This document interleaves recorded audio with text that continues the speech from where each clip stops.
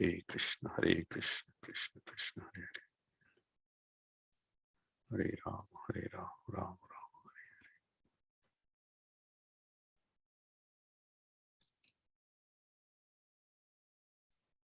Hare Krishna, Krishna Krishna, Hare Rama.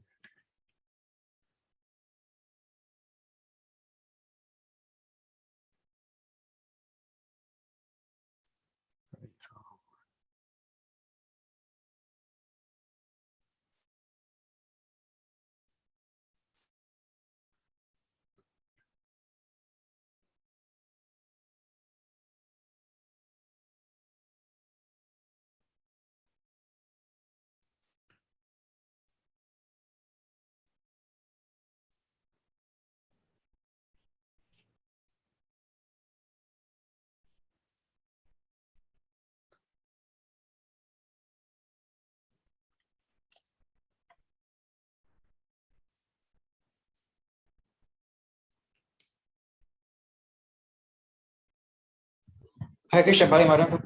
Yes, Prabhu. So I have no option over here to join as an interpreter. Could you please tell me what the setting is so I can write the message? What exactly should they do? Like, what's the steps to join? May this please be discussed on the chat now? Yeah. In the panelists? Just in the interpreter, you can discuss. So go ahead, Prabhupada Parmeshwar.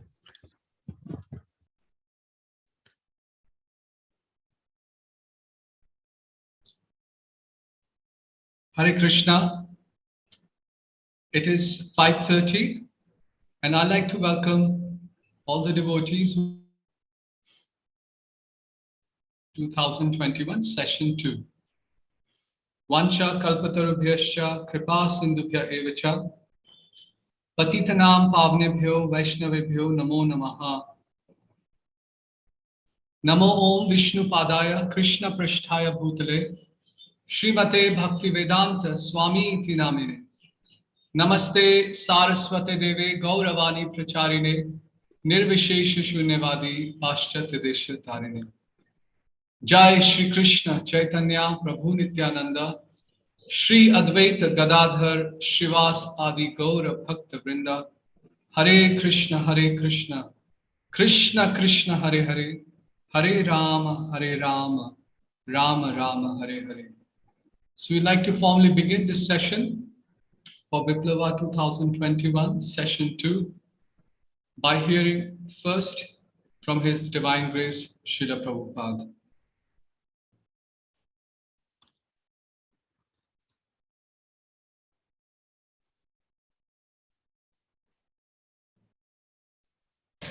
He never says these degrees. No. Degrees are artifacts. That is upadhi. Education is to become upadhi less, sarvapadhi binirmukta. But they are increasing upadhis.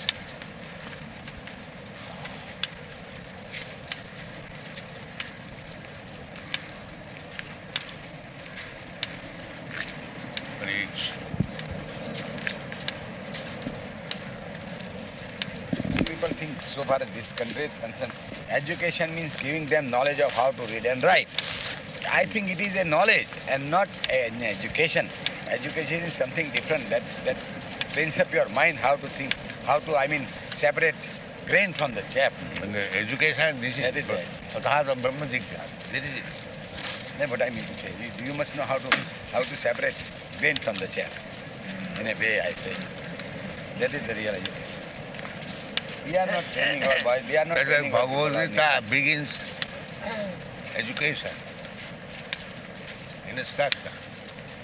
Immediately he puts forward that you are not this body. That is the beginning of education. Where is such education? Everyone is saying, you are this body, you are Indian, you are American, you are Hindu, you are Muslim. Where is education? Bhagavad Gita says, you are not this body. That is the beginning of education. And now the education means be nationalist, drive highway. And Somebody. passport band khalsa karta. No, why passport? Even in our country, Mahatma Gandhi was also infected. Quit India.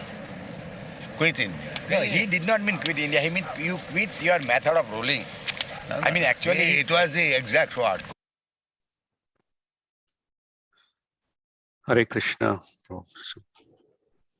Hare Krishna. Thank you. So, for all the participants, if there is anybody who would like to hear this presentation or the conference symposium in Russian, so we are experimenting with, and we have made a simultaneous translation available in Russian, and His Grace Swarup Damodar Prabhu will be providing that service. You can click on interpretation and select Russian, and you'll be transferred to a channel where you will be able to see the speaker, see the slides, but hear the translation from Swarup Damodar Prabhu in Russian. So on that note, I'd like to welcome our first speaker for this session, Her Grace Mother Urmila, standing educators within our movement. She's a mother to many, especially to me, has always given me wise counsel on many occasions. It's a pleasure to have you. And I really was so keen to have you in the very first session because you're going to speak on a topic which lays the foundation, helps us broaden our perspective on education. So I invite Her Grace Mother Urmila to share with us and help us understand philosophy of education. Over to you. Om Vishnu Padaya Krishna Prasthaya Bhutale Srimati Bhakti Vedanta Swami Niti Namane Namaste Sarasvati Deve Gauravani Pacharane Nirvasesa Sunnivadi Paskachati Satarani. So having a philosophy of education is essential, whether we're having a homeschool, whether we're running an academic school for children, whether we're running a Shastra program for adults, or even if we're teaching a morning or evening Shastra class. What do we mean by a philosophy of education? We mean a description of principles upon which learning and teaching rest. It delineates what education is, its purpose, the relationship between education and society, the definition of a learner's needs and identity, the relationship between the learners and the teachers, and the process of learning. Well, okay, but why should we articulate this? Why should we put into writing, put into speech, speak about, figure out, spend time on actually defining a philosophy of education? This is really a similar question as to why human beings should try to figure out a philosophy of life or a philosophy of origins. We can think about how Srila Prabhupada dedicated a lot of time and energy into defeating atheistic ideas of evolution, that life evolves from matter by chance without the hand of some kind of intelligent being directing creation and maintenance. What does it matter what one thinks about origin? It matters because such thoughts about basic philosophy of life guide everything that we do. And this is true if we're looking more narrowly at educational attempts. Everything that happens in an educational program, including the class I'm giving right now, including the Bhagavatam class at your local temple, including the Bhakti Vriksha group or the Namahata group or the Sunday school group.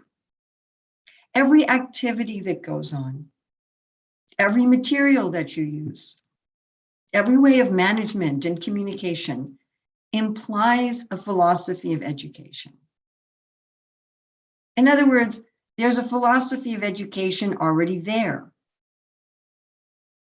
Now, when we have a clearly articulated philosophy of education, when we take the time to say, now, what is our philosophy of education? What do we believe is true? And then we apply it, and that step can't be overemphasized. Then you have a clear learning culture and an environment for, if it's a big enough operation, for the staff, if it's with children, for the parents, for the students, for the community. And research shows that schools who have high academic achievement, of course, there's very little research on schools that achieve high spiritual achievement. When I was working on my doctorate, one of the challenges was to find empirical research on faith schools and on trying to measure faith results from faith schools. But at least if we look at empirical research that shows high academic achievement, you'll find that the teachers, the administrators, even the staff have a clear link between what they're doing and their philosophy of education. Now, for the majority of educational programs, whether in a devotee society such as ISKCON or in the world in general, never openly recognize or examine their philosophy of education. This is similar to a situation where most of the people of the world never really think about their philosophy of life. I remember once speaking to one person who's not a practicing devotee of Krishna. And this person said to me, I have my own spirituality. I don't need Hare Krishna spirituality. And I said, oh, what is your system of spirituality? And the person said, let me think about it. And maybe a day later, the person came back and said, my system of spirituality is to be a good person. Of course, that just removes it one step, because then you have to define, instead of defining spirituality, you have to define what is goodness, which of course, if we understand spirituality as Vishuddha Sattva, then goodness and spirituality are the same thing. So he really didn't answer anything at all. But this is typical for people in the world.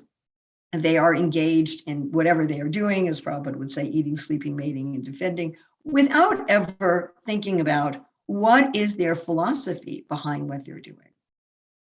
Unless we become proud, in most educational systems, including in the International Society for Krishna Consciousness, the same thing is happening. We have people giving classes on Shastra, we have Bhakti Shastri, Bhakti Viplavah programs, we have home programs, we have schools, we have Sunday schools, and no one ever says, what's our philosophy of education? Have we ever articulated it? Now, in a large number of schools that have various implied or stated philosophies of education, some come in conflict with one another. Right? So often you'll have one teacher who has one philosophy of education, unarticulated, another teacher who has another, maybe the leader has another, right? Another problem that we run into is where people have a stated philosophy of education, but they don't take that step and apply it. So I spent a year as a head teacher, a principal in a government school, 450 kids. I was the assistant. I wasn't the head, I was the assistant head. And they had a very clear philosophy of classroom management and discipline. Very clear. But they didn't teach it to the teachers. So they taught it to the teachers, 5 years ago. And as new teachers come in, they didn't give them any training in it, nor did they make sure that what was going on in the classrooms was in sync with their philosophy of classroom management. I remember seeing this with science education as well. They said, we have a system of inquiry science. And I thought, wow, that's great. So I was put in charge of the elementary science program. And I noticed that superficially, the program seemed to be in sync with this term, inquiry science, but actually it was something completely different. We should keep in mind that we are in the world of Maya, that which is not. So it is extremely common for people either to not articulate their philosophy, it's just something implied that they're not even really fully aware of what they believe, or people may be aware of what they believe, but there's conflict, so there's like a mishmash, or they're very clear on what they believe, but their actions are not in sync with what they believe. So what is very rare, but I would suggest what we should aspire to in our devotional society, is to have a clear understanding of what is the philosophy of education from Guru Sadhu Shastra, to make that philosophy of education very public, and then for that philosophy to be very evident in practically every aspect of our educational program. So evident that somebody just by watching and observing can pick up a lot of what that philosophy of education is. If that is done, the educational program is far more likely to achieve its purpose. I mean, just think about this. If we don't know where we're going, if we don't know how to measure success, if we don't know how we hope to achieve success, what is the likelihood we'll actually achieve success? Also, if we don't have some shared understanding, there's going to be a lot of conflict that will appear to be over specific, detailed, superficial things, but will actually be a conflict on a deeper level about what we feel the philosophy is.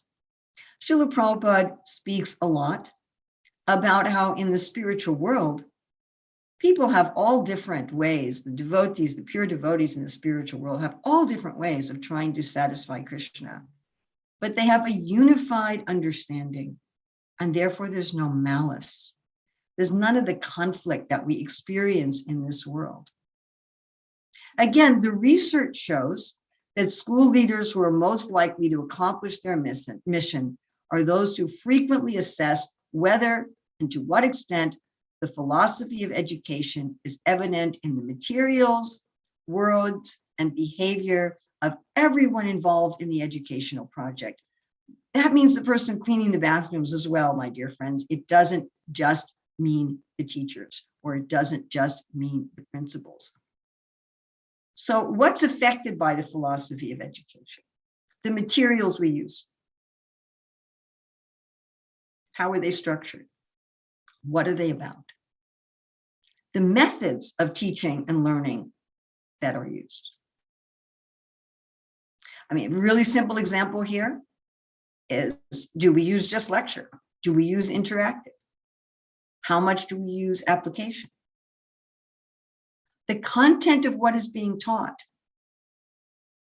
This is a huge factor in philosophy of education, because there's what we say we teach, what we actually teach, which is never exactly the same, and shouldn't be, because we should modify our teaching for the audience.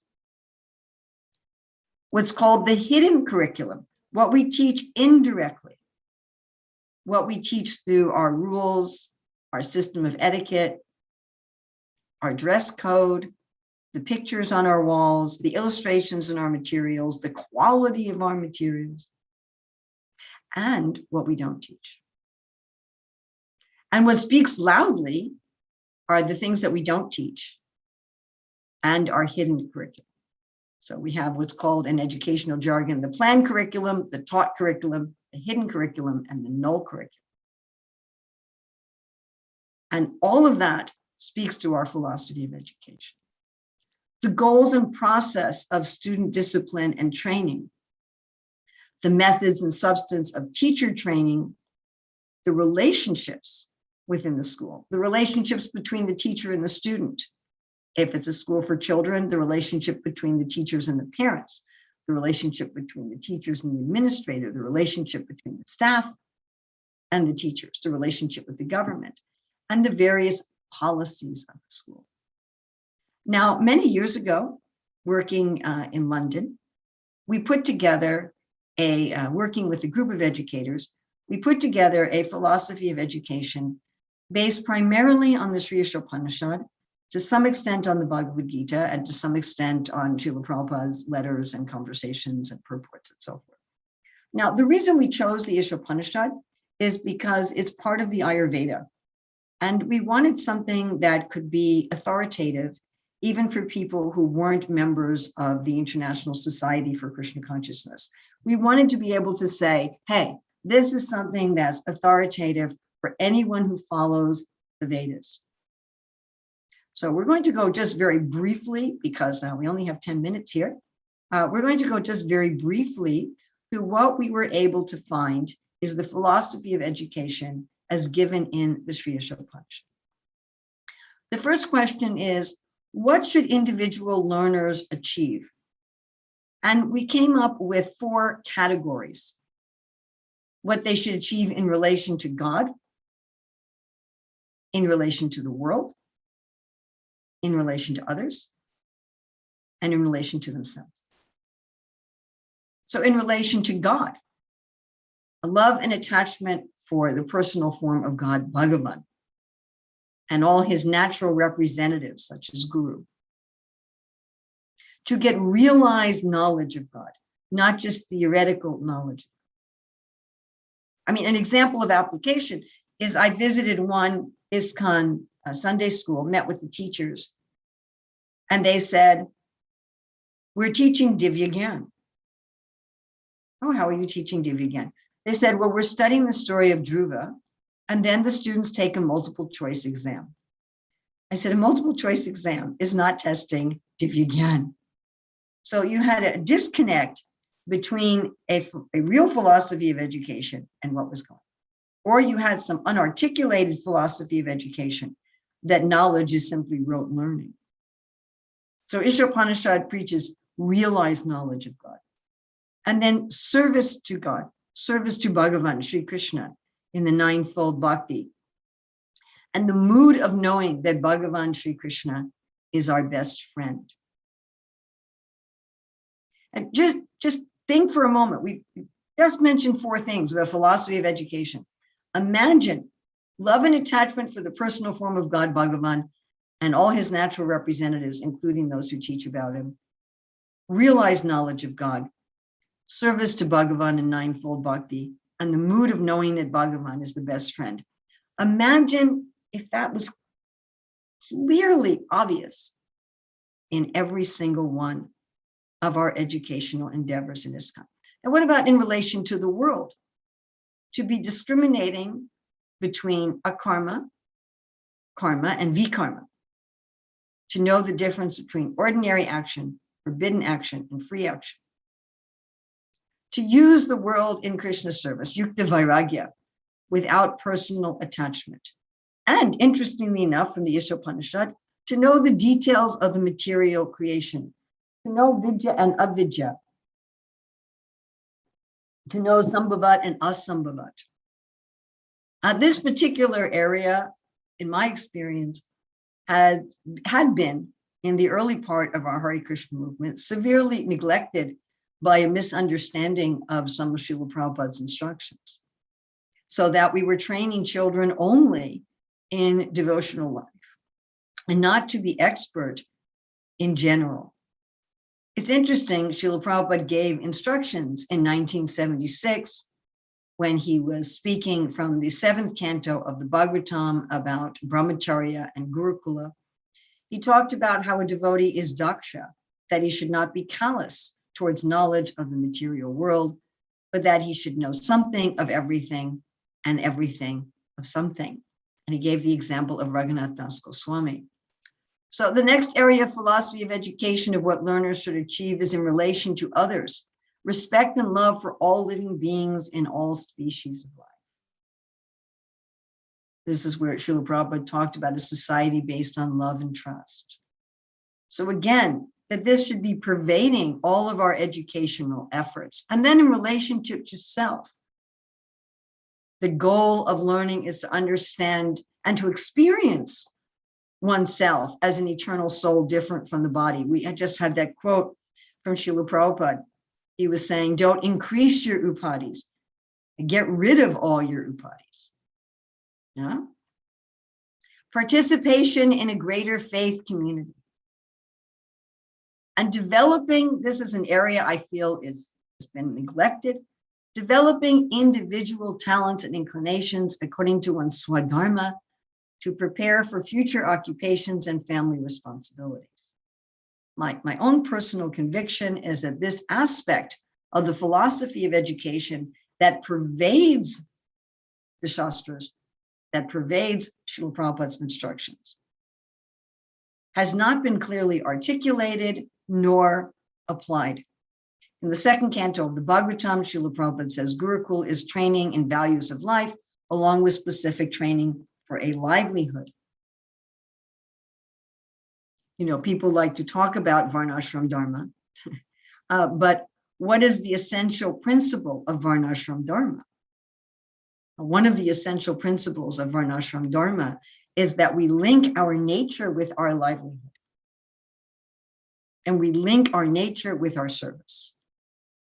So to help people find what is their nature, identify what is their nature, and to use that in the service of the Lord, and to use that for their livelihood, and to help people identify this.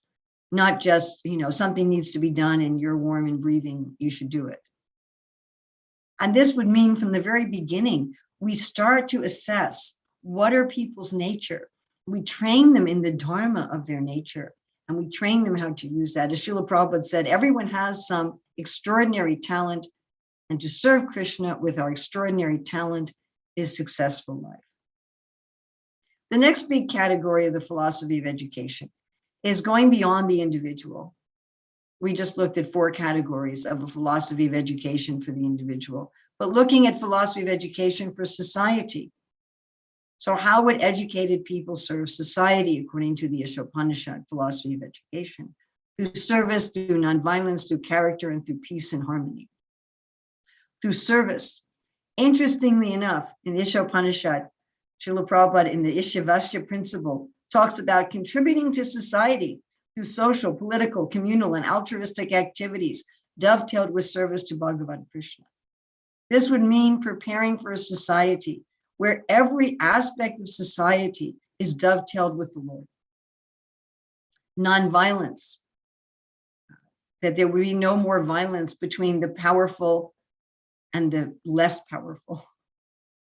That the powerful stop exploiting those who are less powerful, whether it's humans and animals, whether it's rich and poor, whether it's racial, whether it's gendered, whatever it may be, that those who have positions of power protect those who have less power and care for them rather than exploit them. Having a good character, being satisfied with what one can achieve honestly and living in harmony with the environment. And then in terms of peace and harmony, having a vision of oneness of interests of all living beings and to appreciate the essence of all religions. The Ishopanishad also teaches us a lot about discipline. There's 2 different views of discipline among worldly people, whether are we all good and it just has to be brought out, or are we all bad and it just has to be disciplined? The Ishopanishad teaches that both are true. We need to be controlled at the same time our all good nature needs to blossom.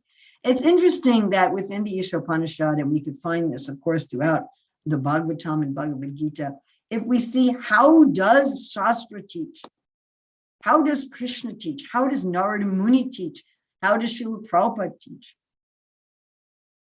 And that should inform our teaching methods.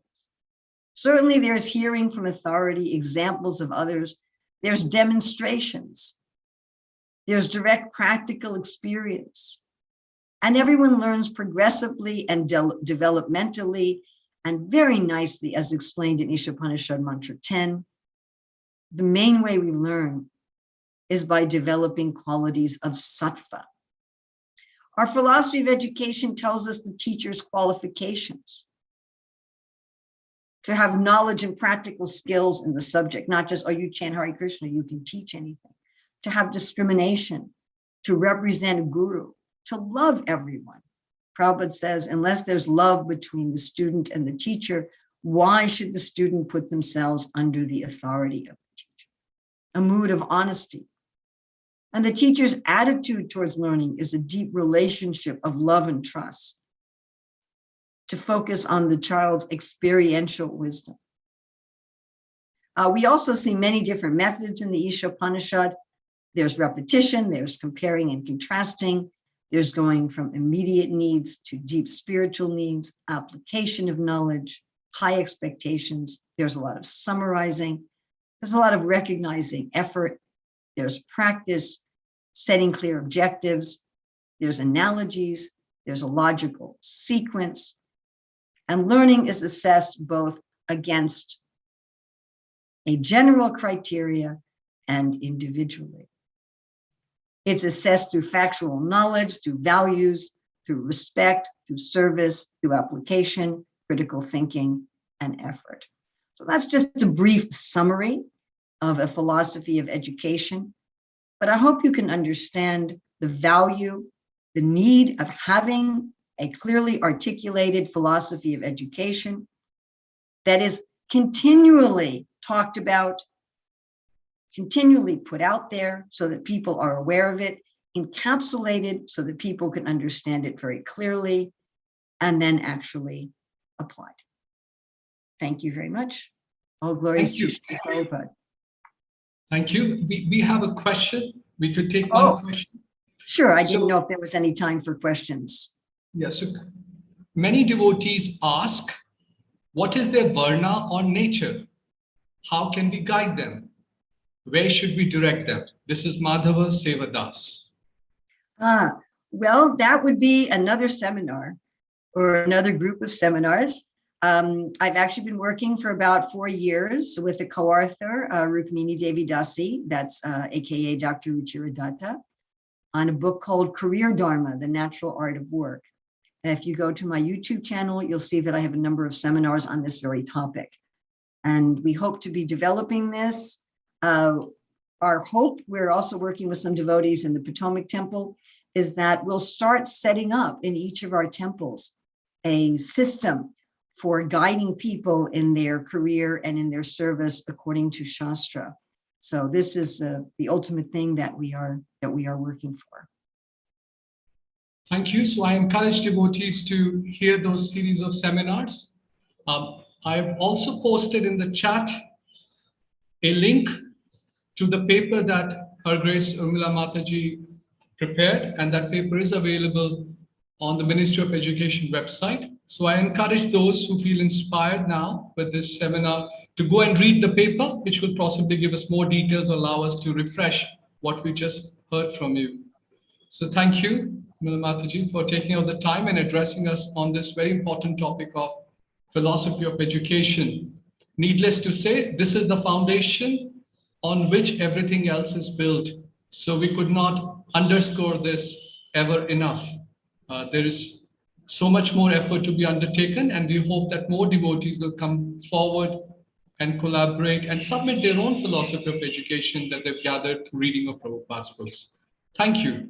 All glories to Srila Prabhupada, and thank you so much to Mother Urmila for her address today on philosophy of education. With that, I'd like to move on to our next topic. And the topic now is going to be about the importance of setting up Vaishnava libraries. We have talked many a times within the ministry that the main focus of the Ministry of Education is to encourage devotees to read Srila Prabhupada's books. And these books and the Vaishnava literature of our acharyas in the parampara must be made available far and wide. So for this discussion, I'm going to invite our next speaker, His Grace Balram Leela Prabhu. Balram Leela Prabhu has several educational degrees, and currently Balram Leela Prabhu is in in establishing and or the already established, but in terms of helping out with the Bhaktivedanta Research Center, the various libraries that are being set up through the Bhaktivedanta Research Center, and also the university effort that we're collaborating with Balram Leela Prabhu, Gauranga Prabhu, Dr. Sumanta Rudra, Pranava Prabhu, etc., including in Mayapur, where we hope and pray that very soon we'll be able to lay the foundation for a worldwide university. On that note, I'd like to welcome His Grace Balram Leela Prabhu. Hare Krishna. Hare Krishna, Prabhuji. Can you hear me Joining okay? us today. Yes, we can hear you okay. There is a very bright light behind you, but I will try to do the thing better. yes, yes, then we'll be able to see you. So while Prabhu is setting up his talk, I use this time to mention the following. I encourage and request everyone, please ask your questions. This is the way we are able to reciprocate the gesture of our speakers if you ask them questions and make it interactive. If there are devotees here who would like to hear in Russian, because today we're experimenting with Russian language, His Grace Swarup Damodar Prabhu is providing simultaneous translation in Russian, and you can also hear it in Russian. So Balram Leela Prabhu, without further ado, at 6:04 my time, I'm handing over the floor to you to discuss this very important aspect of libraries. I request you to please keep the talk between 18 to 20 minutes so that we have 5 to 7 minutes also for taking some questions and interactive discussion. Thank you, Prabhu. Over to you now. Thank you very much, Prabhu, Tapan Mishra Prabhu, and the entire team at the Ministry of Education for facilitating this and giving me the privilege to be able, pleasure and privilege to be able to present here. So as I think Tapan Mishra Prabhu introduced, that I serve at the Bhaktivedanta Research Center as a Dean Administration. And today we will be covering the aspect of, so do we really need a Vaishnava library? What truly is the need for that? So briefly covering these statistics, if somebody is wondering what these statistics are to start with, these numbers actually reflect, as you can see, moving from red to yellow to green, lost, discovered, and translated. These mean we are talking about Gaudiya Vaishnava literature here,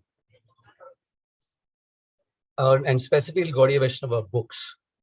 So actually, believe it or not, that out of around more than 750 plus Gaudiya Vaishnava books that have been listed down in a Gaudiya Vaishnava encyclopedia that was compiled by during Bhaktisiddhanta Saraswati Thakur's time, and is in a book called Gaudiya Vaishnava Abhidan, and then we are trying to update it also.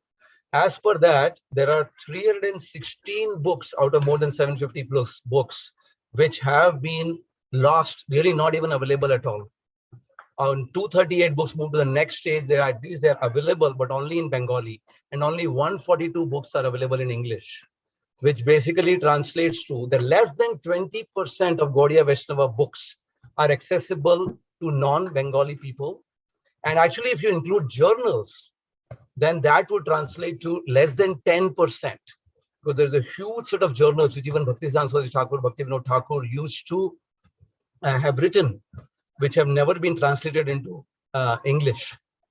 They lie at the Bhaktivedanta Research Center. So imagine less than 10% is currently available to us in English, and actually more than 40% is probably lost forever, not even available in Bengali or Sanskrit. So this is the current state of Gaudiya Vaishnava literature. Here we are not talking about the larger Vedic heritage, which is also not in a good shape, but just even Gaudiya Vaishnava literature is currently largely lost. And so what we did was we basically compiled all of this in an Excel sheet.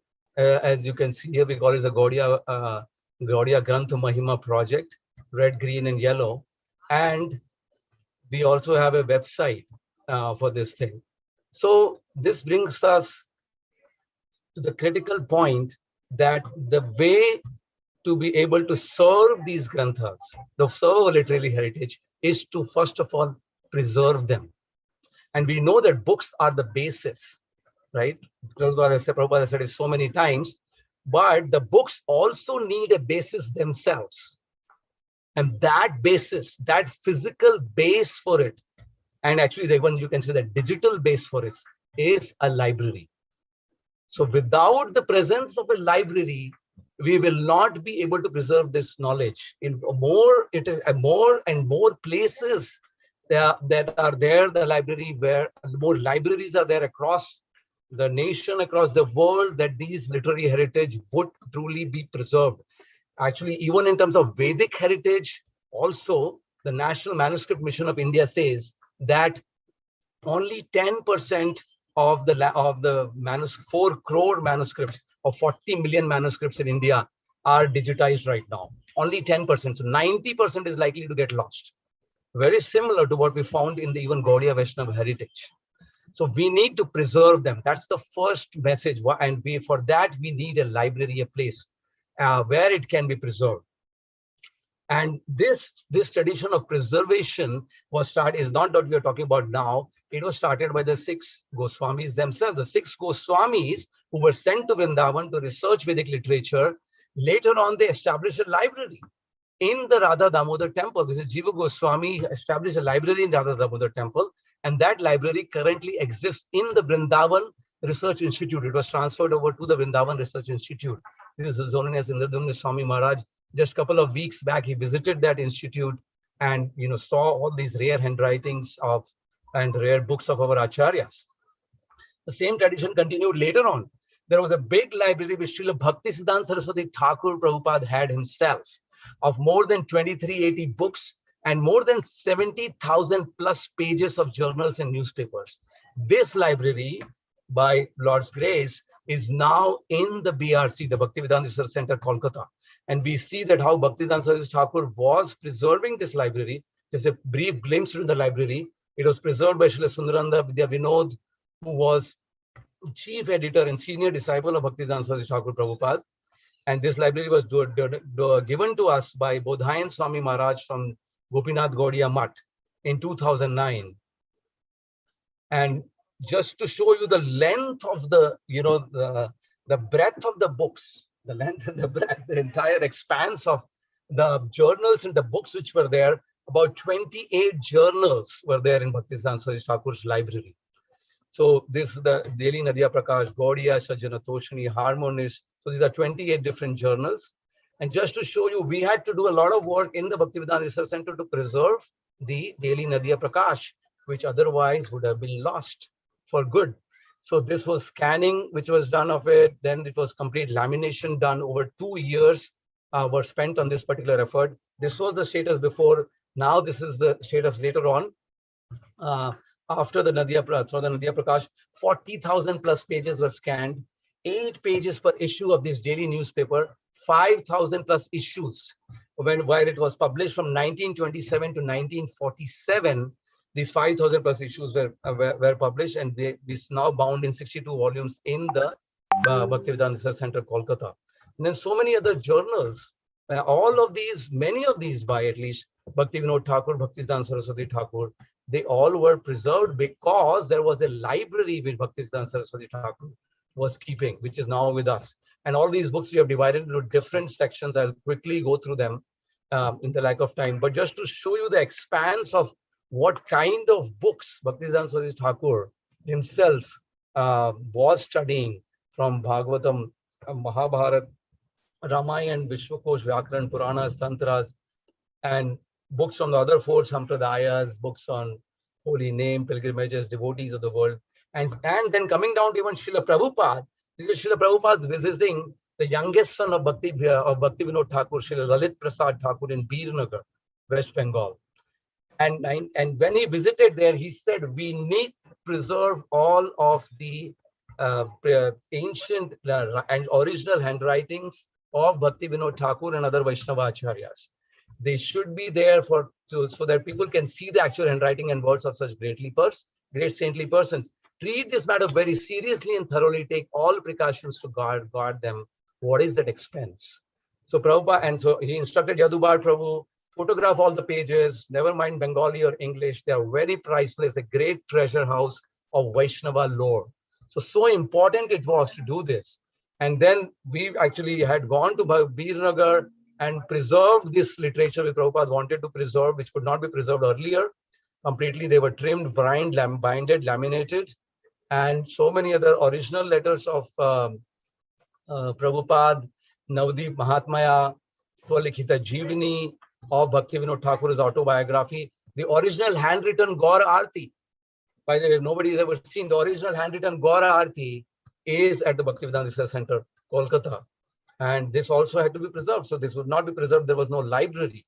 So that's the first part of it, that we need to preserve this, and not just in one place, but in as many places as possible. That's when it will last for thousands of years, or at least 10,000 years, as we know that the books have to last, which are going to be the basis.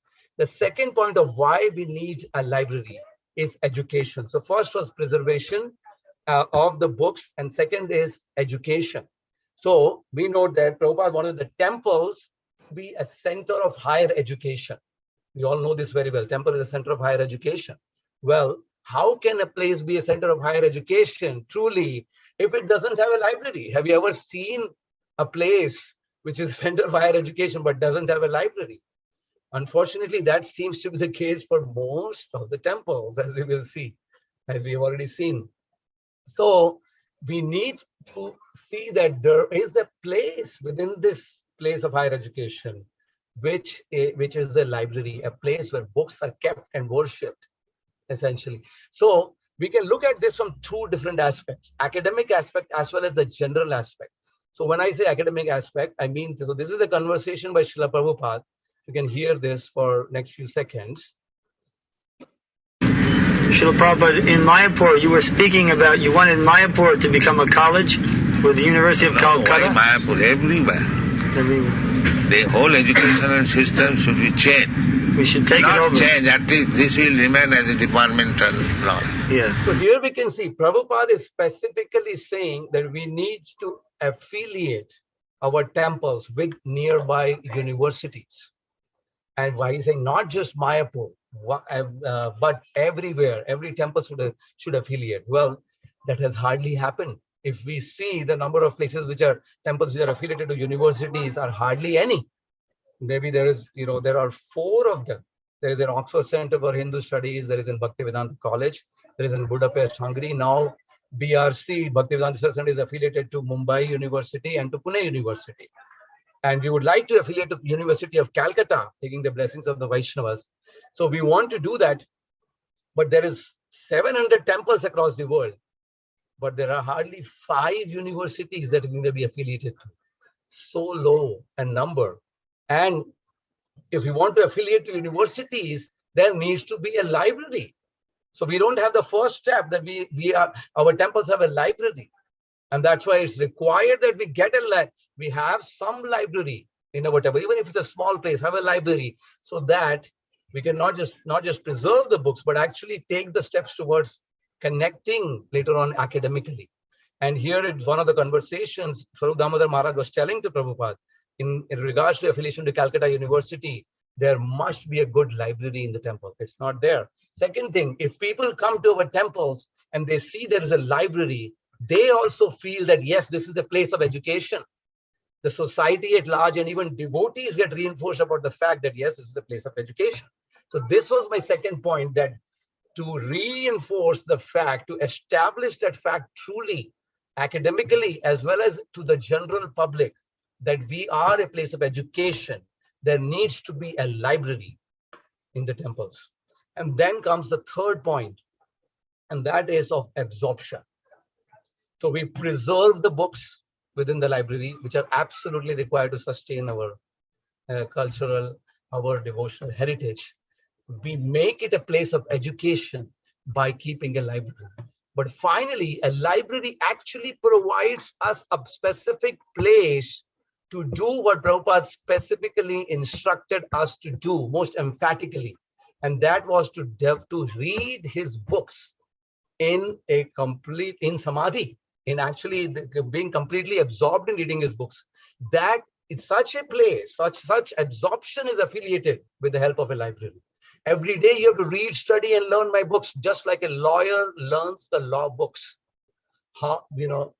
It's obviously will be very tough to do that if I don't have a specific place for it. It becomes much more easy, right? If you have a place which can facilitate that. So that is a library. If you have a library, this is the library in Radhadesh, Bhaktivedanta College. If you have a library, automatically people feel that they would like to, they would like to be absorbed in the studies. I spent about 16 years in Seattle Temple in the US, and there our temple president then, His Grace Harivilas Prabhu. He started a small place which was a library. He converted the gift shop place into a library, and that became the most favorite place of devotees as well as outside people. You could see people sitting there, all the visitors sitting there and becoming absorbed in reading books. That's why, again, we need to have a library. And this is Prabhupada saying, this is the library in ISKCON Juhu, one of the very few libraries. Here you can see Prabhupada is clearly calling out, my plan is to establish in this most auspicious city, which was Mumbai he was talking about, a unique international Krishna conscious training center where hundreds of persons from abroad may be educated in the Vedic way of life. While at the same time, Indian boys and girls may be trained up for prachar work in foreign countries. We will construct classrooms, workrooms, dormitories, kitchens for large-scale public distribution, lecture hall, and a library. And they did do that. So as per this instruction, they created a very nice library if you go to ISKCON Juhu like that. So this is what needs to happen, even if it's a small place, at every temple. And Bhaktivedanta Research Center can help us can help everybody in that. So the current status is there are more than 700 temples of ISKCON across the world, but maybe less than 10 libraries. Isn't that something which we should be concerned about? It is a place of higher education. It's a place for preservation. It's a place for absorption, which doesn't exist. It hardly exists. And the ironical thing is that there are many, many more Govindas restaurants than libraries. Obviously, we are not against Govindas. We are about prasadam distribution. But aren't we much more about education? And here is a conference of education. There out of 7 purposes of ISKCON, 5 directly talk about education. That we are in a movement of education. We are here to create a revolution in the society through spiritual education. Bhagavatam says that. How would we do that without a library? So that's what we are talking about. Let's make every temple a Sri Shastra Mandir. So Sri Radha Shyam Sundar Mandir also becomes a Sri Shastra Mandir, where the books, the Shastras, are being preserved, are being researched, and are being really read in a truly absorbed way. And that's why we would need a library. This is where our humble appeal, that let's facilitate this preservation, education, and absorption in our Shastras, which are the very basis of our movement. Let's serve these Shastras, provide them a basis, and that basis will be a library. So this is the mission at BRC. BRC is the big library, which was founded more than 10 years ago by His Grace Hariswari Prabhu, His Grace Pranava Prabhu, and all that. We have over 20,000 books there. And we have, as I said, the original library of Bhaktisiddhanta Saraswati Thakur there, over 3,000 plus books. But our idea is also we are opening centers other places. We are in Puri, we are in Pune, we are in Mumbai now, we are in Vrindavan. And in all of these different places, we have opened up libraries. So, and we are opening up to, and we are going to create bigger and bigger libraries. In Puri with Madhavanand Prabhu, we have 3,000 plus books library. In Pune, now in Mumbai, and also in Vrindavan. So our idea is that we want to facilitate that even other temples can start one. Let's make ISKCON famous also for its libraries, just like it is famous for its prasadam, for its kirtan, for its deity worship. Let's also do that for libraries. Thank you. Hare Krishna. Thank you, Balram Leela Prabhu. So, if devotees would like to contact Balram Leela Prabhu, his details are on the screen. We would like to take some questions now. So Balram Leela Prabhu, if it's okay, the screen sharing can now be switched off and we can have you. Yes. So Balram Leela Prabhu, there's a question from Prana Prabhu, which is, do you see the books of other sampradayas and even material philosophers in our libraries? Yeah. Or just I think- Gaudiya philosophy? Yeah, there is actually a quote by Ravindra Swarup Prabhu. I was trying to look for it, I could not find it. There were discussions with Prabhupada on that, and Prabhupada allowed that there can be books of other sampradaya, definitely other sampradayas. There's no question about that. But even the other ones could be there. Especially, that would be required. Especially if you're going to affiliate academically, then sometimes that is a requirement. And so you can't really even avoid it. But whether all the libraries necessarily need to have them, that may not be required. But at least obviously the Gaudiya Vaishnava literature, all other Vaishnava literature, all so much Vedic literature, Prabhupada specifically allowed definitely even Shankaracharya's books to be kept in the libraries. And anything else, I think, as we have heard, is if you really need to affiliate academically, there are certain things you have to keep, then you keep it. Thank you for that question. The next question is, how can devotees worldwide get access to digitized copies of ancient preserved works? Is there an online catalog? Oh yes, this is one slide that I missed. Thank you. This is one slide I thought of and I missed in the end. There is an online library on brcindia.com. You have an online library. You can go and check the catalog there, and you can write to us at library@brcindia.com. That thing which I had, the email address that I had mentioned, and we would be able to share with you the books that you may need. We have we do massive work on digitization of the books, and this is it's the digital age. So there's it's nothing about I mean, physical is obviously always there, but the online library and digital thing is very important. Thank you. The next question is, what about other religions? May I please request that currently there only be the current speaker? Yeah, thank you. What about other religion or books on ethic or philosophy or psychology? Minutely. I'm sorry, can you repeat that question, Prabhu? What about other religions, books of other religion, book on ethic or philosophy or psychology? Yes, absolutely. As I said, well, BRC definitely does have that.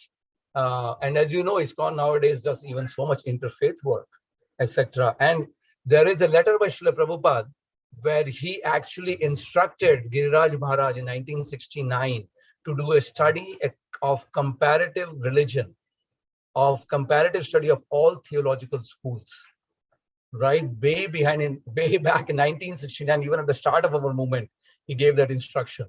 So there is a lot that can be we can do in this field of education if we can do a comparative study of other religious traditions.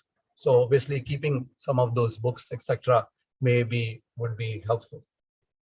So again, as I said, depends on how not every devotee has to study all of those things, but some devotees, like Prabhupada, did not instruct generically to everybody, but he did write to Giriraj Maharaj that you should do that study because that will be useful for establishing Krishna consciousness as the postgraduate study of all theological schools. Thank you. Thank you, Balram Leela Prabhu. So clearly, the question in point from, it's a great effort. We are grateful to the current team of BRC, Balram Leela Prabhu, Gauranga Prabhu, and other devotees who are serving. But we also remain very grateful to His Grace Harishwari Prabhu. Absolutely, and Pranava Prabhu, who, by the way, is one of the attendees today. I can see him, who spent many years of their life in collecting this work. So we create our perspective at the Ministry of Education. We encourage these libraries, we encourage digitization, and we also hope that this digital library can be made available to devotees around the world, probably also through the ministry. We are creating a library as well.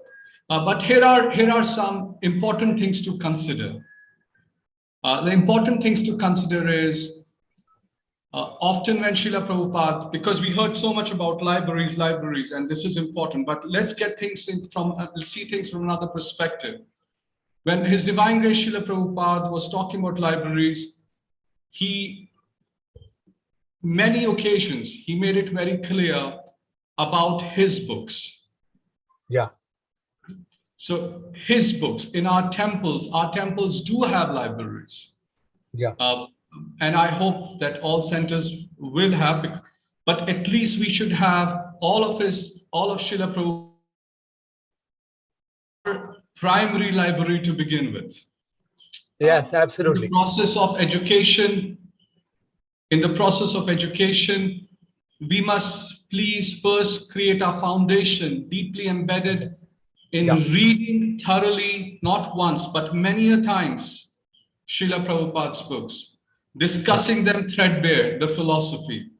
And then there are centers of excellence as are being established by the BRCs, certainly in prominent locations like Vrindavan, Mumbai, Puri. Probably in future, we are very shortly also looking at Mayapur in terms of our process for establishing a university here, and few other locations where, as Balram can engage in this, devotees who thoroughly read.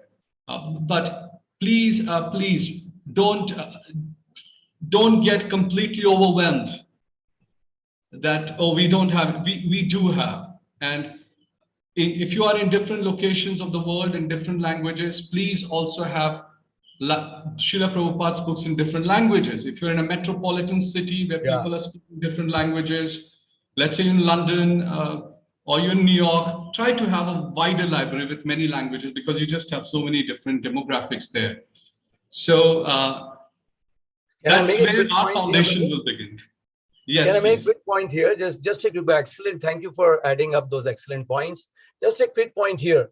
The point I was trying to make here, yes, we, as I said, to just reading Prabhupada's books, people will go back, people will go back to God. And there's absolutely no doubt about that. The point is that in the temples, where, we are encouraging the temples, at least we have the Prabhupada books, have a physical space where it is a place where you will keep all of Prabhupada's books, and a place where people can actually sit and read Prabhupada's books. And that may not be, that's the thing which is missing in most of the temples. Just if we have all of Prabhupada's books in one, that's the point. That's the point we were making, that there must be. That's a library, Prabhupada library, that's it. You don't need to have other Sampradayas books. We don't need any of those other books. We don't necessarily need, only Prabhupada's books in one physical place will do it all. We need not have this dichotomy of what is needed, what is not. I was just simply stating that we should have a foundation of Srila Prabhupada's books and build on that foundation. Yes, absolutely. Every center must have a full set of Srila Prabhupada's books, and don't just have it. Don't just preserve it. As Prabhu pointed out, please read them, educate themselves, and then build on it. If there is a space, if there is a sanctified space for Prabhupada's books, as Prabhu just mentioned, and then we have the digital library from BRC, you can give access for those devotees who want to refer to other writings of our acharyas to the digital library. You can even make copies if you're willing to make some donation. I encourage you to do that to the BRC, and I'm sure they will facilitate you to make certain physical copies in a specialized way for these granthas, and you can from the writings of the acharyas. So on that note, Balram Leela Prabhu, thank you for joining us today and for sharing with us the importance of libraries. I'd like to now, on this note of libraries around the world, we often face a situation. Our next speaker, today is Prema Rupa Madhav Prabhu. And the situation that we're going to address with Prema Rupa Madhav Prabhu, I request him to speak to us on a very important topic. We today may have devotees joining us from different parts of the world. We have also attempted for the first time right now, if you speak Russian and you only understand Russian, there is an interpretation going on in Russian. You can click and you can select Russian and you can hear Swarup Damodar Prabhu translating in Russian. We hope that tomorrow in our session, we will also be able to provide you Spanish and Portuguese. I'll probably call upon our next speaker who may help us tomorrow on that. But let me get back to the main point. The main point is, we have seen at the Ministry of Education that we do have occasions, because a lot of our literature, a lot of our training material, a lot of our next books that are being created, study guides that are being created, they are created in English. So how do educators who are in different parts of the world speaking different languages, how can they take advantage? It's a big challenge. If you're setting out to establish education in your community, you need support of the temple president, temple management, the local management, which itself requires a lot of effort. But after that, how to generate resources? The person who is joining Argentina, Prema Rupa Madhav Prabhu. Prema Rupa Madhav Prabhu was in a very good position. He served in the corporate world, and in the late 2000, between 2009 to 2011-12, he shifted gears and he changed his life to dedicate it to education, to completely spend his time in spreading Krishna consciousness. So I invite Prema Rupa Madhav Prabhu to share with us his journey as an educator within ISKCON in and overcoming the foreign language barriers. Hare Krishna. Hare Krishna, dear Prabhu, Dandavats pranams, all glories to Srila Prabhupada. Thank you so much for giving me this opportunity to share some thoughts. I feel very honored on that. Thank you so much, Tapan Mishra Prabhu, and all the team of the Ministry of Education. As you see, my English is not my mother tongue, so I will do my best for all of you to understand, and I will try to express myself in the best way. So, Om Ajnanati Mirandasya Gyanjana Shalakaya Chakshurun Militam Yena Tashmai Shri Gurave Namaha Panchakalpataruyascha Kripa Sindhuvyavacha Patitanam Pavanebhyo Vaishnavebhyo Namo Namaha. Jai Shri Krishna Chaitanya Prabhu Nityananda Shri Advaita Gadadhar Srivasri Gaur Bhakta Vrinda. Hare Krishna Krishna Krishna Hare Hare, Hare Ram Rama Rama Hare Hare. Namam Vishnu Padaya Krishna Prastaya Bhutale Srimate Bhakti Vedanta Swamin Iti Namine. Namaste Sarasvati Deve Gauravani Pracharine Nirvisesa Shunyavadi Paschatyadi Satarine. Mukam Karoti Vachalam Pangum Langayate Grim Yat Kripatam Maham Bande Sri Gurum Dinatadinam Paramananda Padavam Sri Chaitanya Ishvaram. Hari Om Tat Sat. So, welcome everybody. Thank you for giving me this opportunity. I will share my screen. So, I would like to show some things. Here we are. So,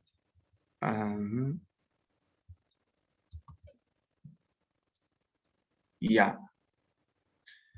So, as Tapan Mishra Prabhu says, the language sometimes is like a barrier. Most of the devotees around the world, as we don't speak English or understand English very well. So, and all the many of the material, the wonderful service and job that devotees done and are doing around the world are mostly in English. So that's a challenge. So first of all, I would like to share some things about what we understand about knowledge and education, and then we will jump to the topic that I was asked to speak. So when we speak about knowledge, we can find that there are different degrees of knowledge. There are types of knowledge. We can see the first one that is informational, that delivers necessary data to help us to process situations. That's like the basic one. Then we have the motivational, that gives external motivation to take up some activity or to embrace some change in our life. Long-term commitments are lacking. So in that term, we can see that is in a higher level. And then we can see that there is inspirational knowledge that goes a little bit deeper in our soul and help us to see a bigger picture, a broad picture about our situation, and this inspire us to change. So, and then we have the last one, that is transformation. So we are trying to go on that direction, that creates like a deep imprint in us, in the character, and change everything. And we will see some analogy that I want to share with all of you, because when we see here the first level, the informational, it's like, like raw data, the facts, figures, really that are available. So then when we speak about the motivational, so that's where the speaker tell us like very nicely about, different topics. We share like as yoga, the nature of the world, meditation, karma, practicing experience, etc. And the effect of this may last many days or weeks, that we can feel like motivated. But then when the time is passing, that starts to come a little bit down. And in the inspirational level means that, the speaker, the teacher may say something that triggers some change and invokes something inside us, to make some change. So Srila Prabhupada says that personalities like us who have came to this path of spiritual path are the most fortunate, because in some way we had some experiences in the material world which has made us realize that there's something else, and we began to search. So that's like the platform that we jump and try to explore. And then, of course, the transformational, because as we can see, what's the use of information without transformation? The world is full of information. Now we can have in a very fast way, and we can search many data, many information. So it's not a problem of information, it's available there. But yeah, what we are seeking is transformation. Transformation, when we speak about transformation, means transformation of the heart. That's why we are in this path. So here we can see in the picture, we can see how, the caterpillar is there, small caterpillar, and we can see also the butterfly at the end. So the caterpillar, emerging from, it create like a cocoon, and inside the cocoon they create a lot of heat that practically melt all the body of the cocoon of the caterpillar, and then that makes the opportunity to make the magical metamorphosis and recreate the organs of the new butterfly, that it will have like very nice and beautiful colors and big wings to fly as high as it can. So in the same way, with the knowledge that we need some transformation, and this transformation will comes when we are surrounding with others that are teaching us and guiding us. So it needs also some, some pressure in one sense, because as we know how, the diamonds creates by being like thousands and millions of years underground with a very, very heavy pressure. So then after many millions of years, that comes a very beautiful stone known as a diamond. In the same way, we need to be like a little bit, have some pressure to get the best of us. But we have to be very careful on this. We as teachers, we have to be very concerned about this, because if you see here in the picture of the butterfly and the cocoon, if the butterfly is in this stage and is not fully, ready to fly, and you try to take off from the cocoon before it's ready, what is going to happen? The butterfly will die. So in the same way, we have to balance to encourage people, and at the same time to give them, the time, the space, and the opportunity to have their own experiences, and also to be ready to fly in the moment that they are ready. So when we can find in the scriptures, mainly in Bhagavad Gita and of course Srimad Bhagavatam, many analogies about the knowledge. We saw that knowledge is like a boat that carries us to give us shelter for the ocean and unwanted activities. Also explained it's like a torch that illuminates the darkness coming from ignorance and not knowing the true nature of things. And also explained that it's like a fire that burns all the unwanted impediments in our life and destroy karma. And the last one is knowledge is like a sword that cuts through contamination of our mind and frees us from grip of illusion. So when we are in this path, we see how important is knowledge, and knowledge must be, available for everyone.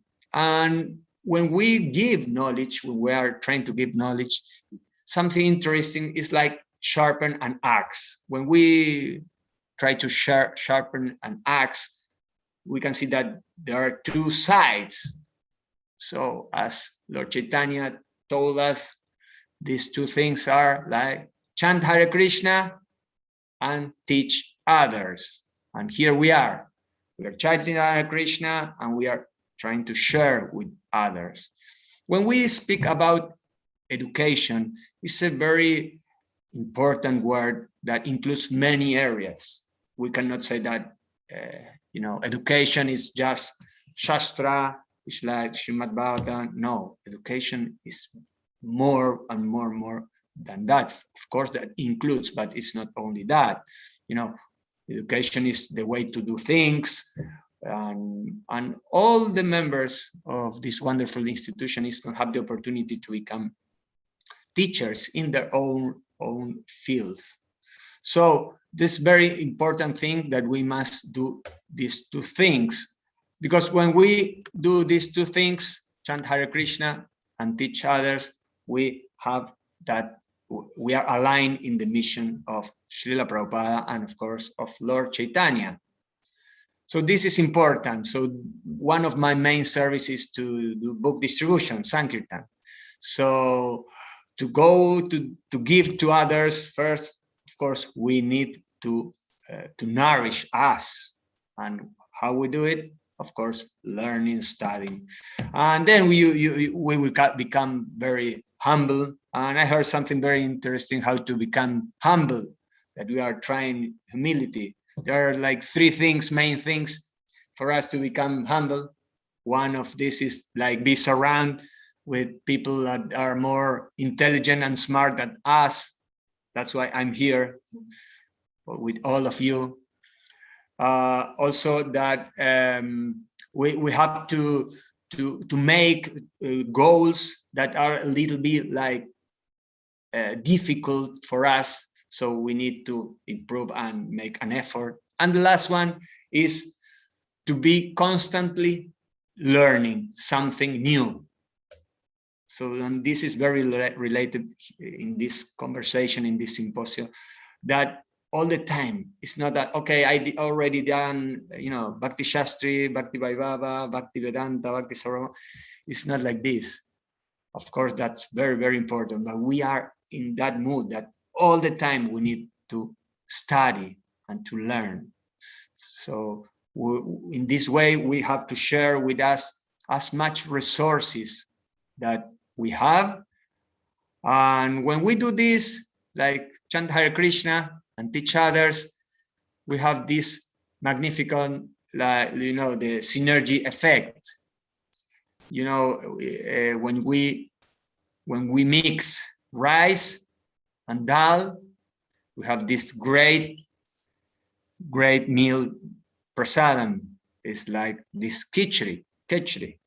So if we see in Yamuna Devi books, the cooking books, she said that when you eat this together, when you combine, this synergy effect comes and you get 42% more nutrients than if you take it separate. So we must do these two things: preach and also, nourish ourselves, chant Hare Krishna. So in this way, we will be very successful in this mission. So now we would like to share something about this network of sharing and supporting. This is very, very important. The world was changed, in 2020, this pandemic makes many changes. I was part of the second batch of the GVC College in Mumbai. Govardhan Eco Village was a wonderful experience there. I met very wonderful devotees there, as Tapan Mishra Prabhu. I met him there, and many others, and was a very nice experience. Devotees from many countries around the world gathering in one place, learning very, very wonderful things and very important for the benefits of all this wonderful movement.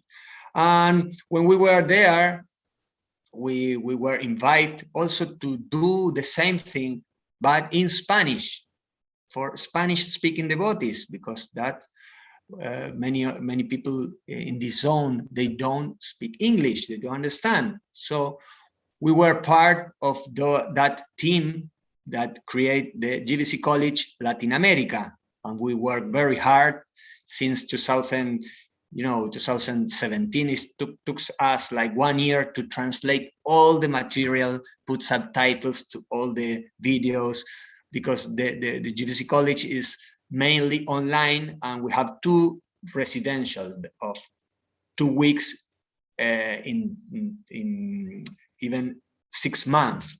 So we choose Brazil as the country because it's in a geographic zone that is good for all other devotees from South America to go there, and the facilities. So we were gathering there in 2018, like more than 40 devotees around Latin America came there, and was wonderful.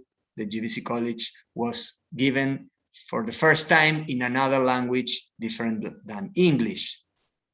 And then I took the responsibility to be a co-director of the educational department of ISKCON Argentina. And with this pandemic, we start thinking, okay, what to do? Because there are many lockdown and we cannot gather in to give courses. So we thought and we said, okay, we have to do these courses online.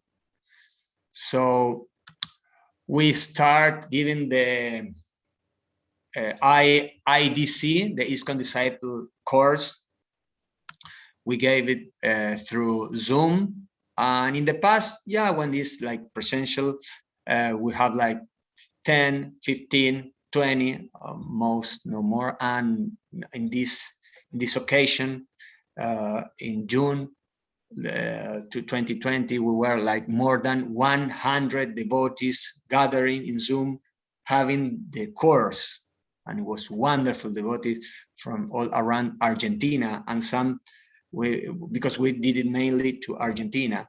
But then we get very encouraged about this, and we did another courses like wisdom, Vedic wisdom, Vaishnava wisdom, and then by this fortune we met.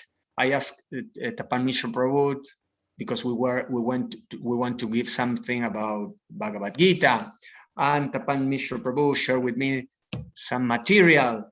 And then I realized that that material was created by the School of Bhakti, the Department of Education of the Bhaktivedanta Manor.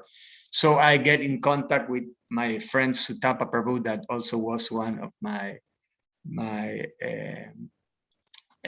companions in the GBC College 2016.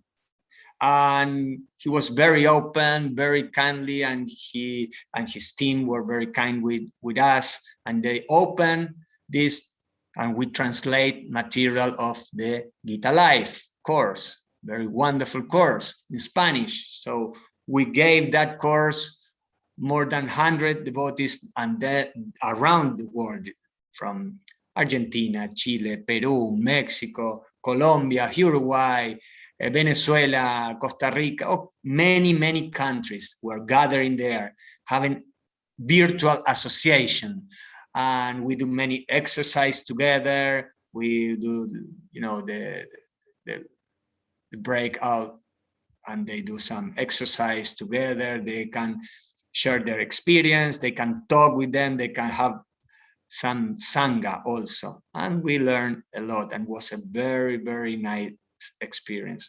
So this was what I was thinking, like we can do one global team. We can see around the world that now we are trying to join our efforts. We saw last year in 2020 the campaign Go to the Goloka, the book distribution that Vaisheshika Prabhu start and encourage us, and we can see that we gave like more than 2 million Bhagavad Gitas, 2 million Bhagavad Gitas. And now we have another goal of Bhadra campaign to give like 25,000 Bhagavatam sets. And what I want to try to say is that we need to work together. We have many resources. Devotees are wonderful, working and developing courses, seminars that are like genius. And in some other part of the world, there are very good facilitators and teachers, but they don't have the time or the tendency to create courses. But at the same time, in this way, we can share the information, and we can translate, and we can make little adapt because of the time, place, and circumstance of each culture. And this is wonderful because we can earn efforts, we can earn energy, and don't waste the resources, the time. So the idea is there to create a network of sharing and supporting. We have the great opportunity to receive from, I already told, School of Bhakti, and we did another nice course that is called Spiritual Warrior. And now we will launch in September for all Spanish speaking, the Bhagavata Live. So to finish with this, I don't want to extend so much. We want to be being Prabhupada Nugas. And how to do this? Srila Prabhupada wrote the books, Srila Prabhupada printed the books, Srila Prabhupada distributed the books and teach us Krishna consciousness. So as Lord Chaitanya says, Bolo Krishna, Bhajo Krishna, Koro Krishna, Shika. So please chant Hare Krishna, please worship Krishna and learn and teach about Krishna, and we will become very dear for Krishna. And he said in the Bhagavad Gita, at the end of Bhagavad Gita. So thank you for this opportunity, and I'm open for questions or comments or corrections, wherever you have. Thank you. Hare Krishna. Thank you, Premarupa Madhava Prabhu, for a very enthusiastic presentation. The culture of sharing is the culture of caring. If we do not share, then we can't really express our care for others. It's although we are all trying to be spiritual practitioners, but it is observed that institution that the culture of sharing may not be there. So what is the cause? And I'm asking a question. There is no question from others, so I'm asking this question. Why do you think there is no culture of sharing, and what do we need to do to change that? If you can please address that short so that we can then invite the next panelist. Yeah, thank you. Thank you for your question. I realize also the same that you see. You know, we have to work. We have to be like a play team. We have to understand that we are a team. We are the team. We are the team of Srila Prabhupada, ISKCON team. It doesn't matter who make the goal. You know, everybody will receive their own medal, and the medal will be the same for everyone.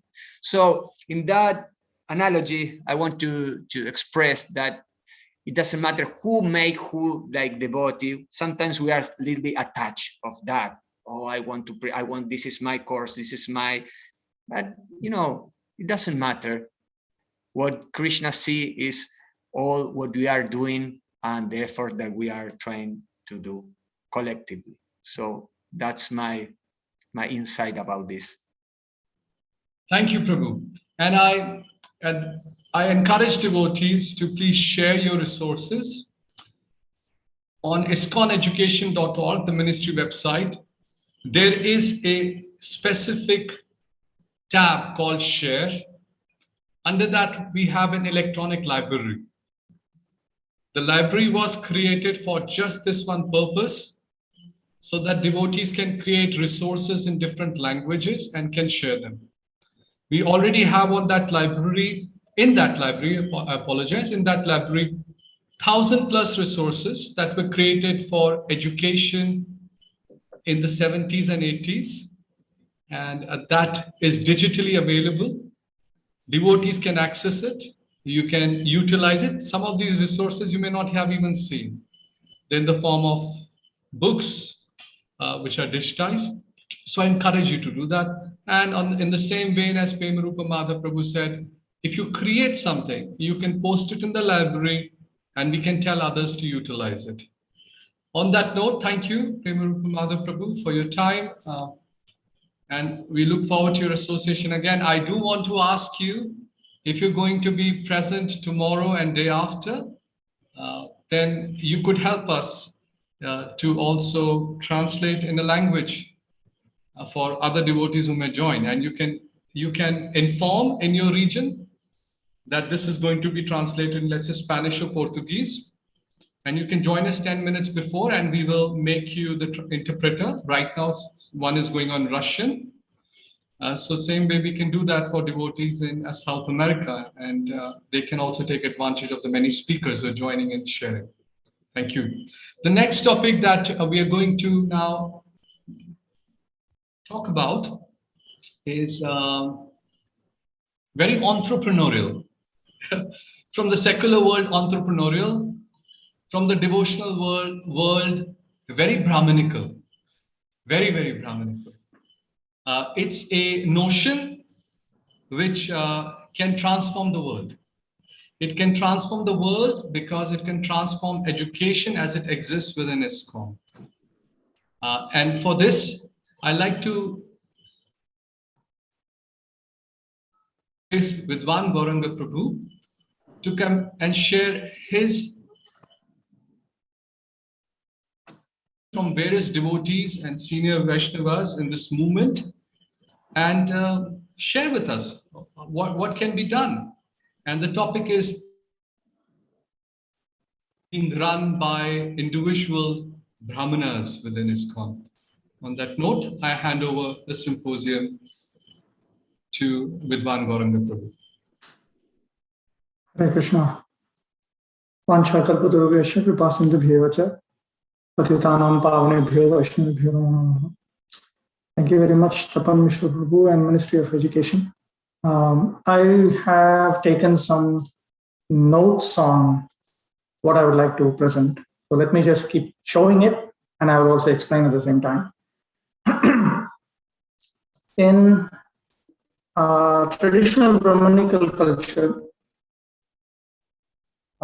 education is taught by individual Brahmanas. Prabhupada refers to it as a Chatushpathi. A Chatushpathi is actually a tutorial. It's run by a Dharmic Brahman.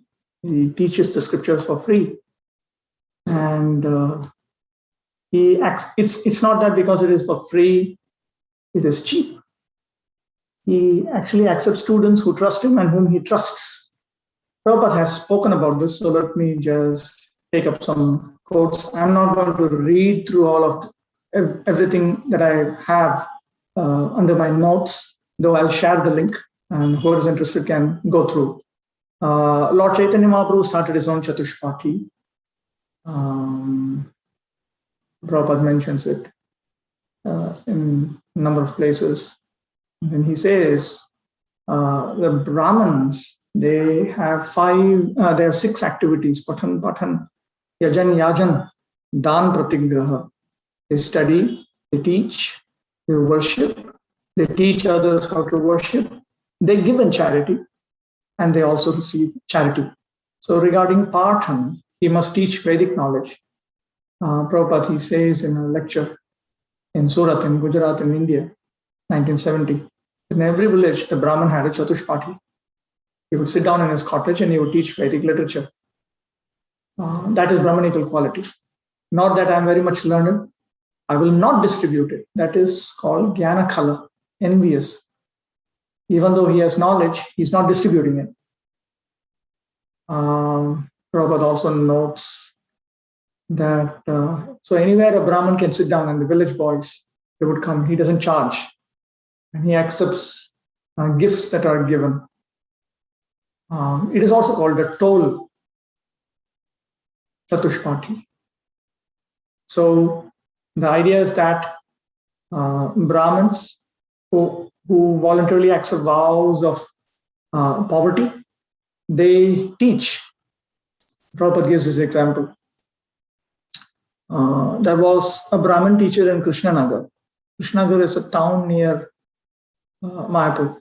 So the Zamindar, Raja Krishna Chandra, he went, Brahman, what can I help you? No, I don't want your help. The house is not very good. No, I'm quite satisfied. So in that way, you can see that these Brahmins who were conducting Chatushpathis, who were teaching through the tutorial system, they are full-fledged Brahmanas, not just in the sense that they have just a second initiation, but they actually have accepted the vows of a Brahman. Bhaktisiddhanta Saraswati Thakur, previously, his name was Bimala Prasad. He received the title Siddhanta Saraswati because he was a scholar on Jyotisha Shastra, texts on astronomy. So you find that it is noted at the Bhakti Bhavan, this is in Calcutta, Bhaktivinoda Thakur's home. In 1897, he established a Chatushpathi. called Saraswati Chatushpati, where many learned persons from Calcutta attended his lectures and discourses on astronomy. A Chatushpati needs to have certain features. It has to be run by a qualified person, that is a Brahmin, but not like this person who's just born in a Brahmin family or just with some accreditation of being a Brahmin. He needs to have the features of a Brahmin. Prabhupada, from the scriptures, we know that there are lists of qualities of a Brahmin: peacefulness, self-control, austerity, purity, tolerance, honesty, knowledge, wisdom, religiousness. Another list we get here: control of the mind, control of the senses, austerity and penance, cleanliness, satisfaction, forgiveness, simplicity, knowledge, mercy, truthfulness, complete surrender to the Supreme Personality of Godhead. Achyutatmatvam. There is another one. Peacefulness, self-control, austerity, cleanliness, satisfaction, tolerance, simple, straightforwardness, devotion to me, mercy, and truthfulness. Notice that truthfulness keeps coming. And then there are some features or standard features of the mode of goodness also. Mind and sense control, tolerance, discrimination, sticking to one's prescribed duty, truthfulness, mercy, careful study of the past and future, satisfaction in any condition, generosity, renunciation of sense gratification, faith in the spiritual master, being embarrassed at improper action, charity, simplicity, humbleness, and satisfaction within oneself. Brahmins are expected to accept a vow of voluntary poverty. Actually, this was first told to me by my spiritual master, Srila Jayaprakash Maharaj, that those who are teachers of scripture and who wish to function according to the actual scriptural standards, they should not try to economically develop beyond what is barely required. That is also noted in Bhagavatam. In a purport, there is an incident when Lord Ramachandra, he donated his kingdom to the Brahmins. And this was during Lord Ram's reign. And these Brahmanas, they gave back the property, the land that the Lord had given. And Prabhupada points out, the Brahmanical character offers no scope for possessing land and ruling citizens. These are the duties of a Kshatriya. Therefore, although the Brahmins did not refuse Lord Ramachandra's gift, after accepting it, they returned it to the king. The king is Lord Ram. Apart from that, they were also expected to give charity. We know that there are 6 occupational duties, but out of these 6, 3 are compulsory: studying the Vedas, worshipping the deity, and giving charity. Note that, giving charity. The Brahmin himself is already meant to be as poverty-stricken as possible. Not impossible, obviously. But he's also expected to give in charity what he doesn't require. Again, 3 are compulsory: worship of the deity, study of the Vedas, and giving of charity. And there's also, of course, restrictions about who can accept charity. Another feature, meant to be fearlessly truthful, non-duplicitous, non-diplomatic, arjava. Must be very simple, no duplicity. You should apply the knowledge in practical life. He will speak truth even before an enemy. Nobody speaks truth before an enemy because he wants to hide something, but Brahman's business is to become truthful even before an enemy. Absolute faith in Vedic scriptures. This is very interesting. Absolute faith in Vedic scriptures. It's called astikya. One of the features of a Brahman, that a Brahmana must believe in the Vedic injunctions without misinterpretation. Absolute faith. Absolute faith.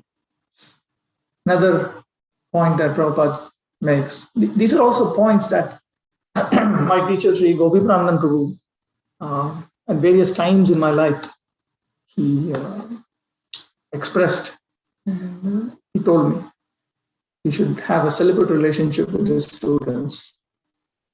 For instance, here is Prabhupada talks about this. Arjuna did not marry one of his former students. because I've treated her as my student. Full-fledged adherence to the preliminary injunctions on how to make progress in Krishna consciousness. These are actually common to all systems of transcendence. Actually, he has to be a sober person. He has to control the urge to speak, urge of the mind, urge of anger, the urges of tongue, belly, genitals, and so on. So the reason why I'm bringing this up is, as we progress in Krishna consciousness, by the mercy of Hari Guru Vaishnavas, these features will come. So when that happens, then such brahmanas, if they teach, the community will be greatly benefited. The entire arrangement of a Chatushpati was anti-commercial. The classes were conducted without payment. And the teacher-student relationship was not based on money or an equivalent of money, but rather it's built on mutual trust.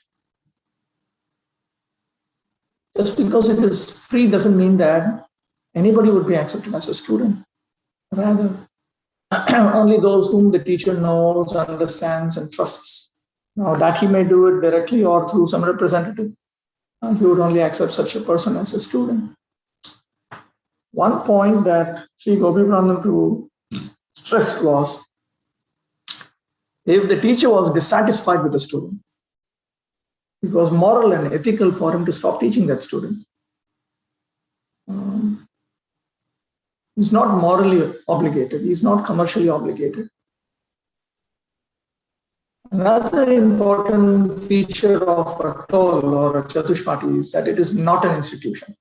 In other words, it is not, you don't have posts and with different people filling up those posts. As a single teacher, he may engage some of his students as his assistant teachers. He may call some guests, some friends whom he trusts to teach, possible. But the Chatushpati has no existence without that teacher. When he stops teaching, the Chatushpati stops. When he dies, the Chatushpati dies. And of course, his students, when they become mature, they would be expected to set up their own stalls. Lord Chaitanya had his Chatushpati, his stall, when he was a young boy, actually. Now, why is all this relevant for ISKCON today? First of all, it is well suited to today's ISKCON because most of ISKCON today is congregational by nature. That means most of the devotees, very serious devotees, really dedicated to Lord Chaitanya Mahaprabhu and his Parampara Acharyas and Prabhupada, they're financially independent of ISKCON. They don't reside in ISKCON property. So naturally, when we carry out the injunctions of Lord Chaitanya Mahaprabhu, we carry out the injunctions of Rupa Goswami, at one point, we shouldn't be surprised to see potential Brahmins developing out of the congregation. They can always choose to set up their own Chatushpatis and teach the scriptures for free. Another reason why it is well suited is because actually scriptural education is beyond just teaching some theory. There are several aspects based on Bhaktivinoda Thakur's Dashamul framework. I have extracted 4 elements of scriptural education. Shraddha, referring to faith or conviction or belief. Pragya, knowledge, understanding. Spriha, aspirations, desires, hankerings. Kriya, activities. In other words, when we approach a representative of the Guru Parampara, it is not that we are just picking up some knowledge and understanding from the Parampara. Rather, all these 4 aspects are being conveyed through the Parampara. From one member to another, to another, to another. His faith and conviction and belief, that comes to us. his knowledge, understanding comes to us. His desires will come to us. And the activities that he's doing, he trains us in those activities. So just as when we go to learn from someone, we pick up knowledge and understanding. In a Chatushpati, where you get to be with the teacher, not necessarily whole day and night and so on, but you have extended association. So all these four aspects, you can get it. And this is carried forward throughout life. And that also with gratitude. It is not because he's teaching for free. He's not actually obligated to do it. For Navadvip Mandal, Chatushpatis can actually make Navadvip into a seat of scriptural education once again. It was. Navadvip, Mithila, Varanasi, these three were educational towns. And there were thousands of Chatushpatis. At Lord Chaitanya Mahaprabhu's time, there were Laksha Koti Adhyapak, there were millions of teachers, what to speak of students. So a place like Navadvip Mandal can be made into a seat of education if more and more ISKCON Brahmanas take up the prescriptions, prohibitions, and allowances of traditional Brahmanical life that Prabhupada has written about, and teach. I personally wish that in Navadvip Mandal, 100 years from now, there would be 100 ISKCON Brahmins at any point in time teaching.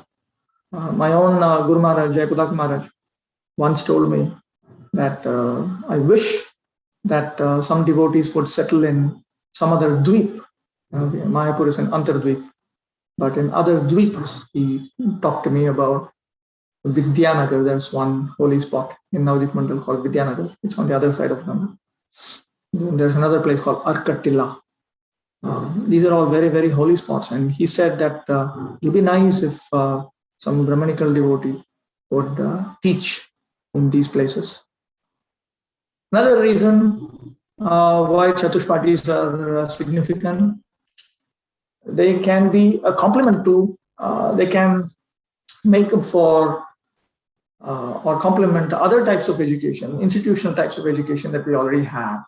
For those who want to study scriptures in great detail, those who want to study, let's say, some previous acharyas' books in great detail and understand it thoroughly, properly, Chatushpatis would be very useful. For certain types of training, it would be useful because of small teacher-student ratio. It can strengthen devotee communities because in Vedic civilization, food, education, healthcare, and justice are meant to be given for free. And if a teacher is strictly adhering to Brahmanical vows, in addition to following dharma over the decades, this is a point that Sri Gopi Prananapur actually made, that local community will recognize this contribution and they'll be benefited.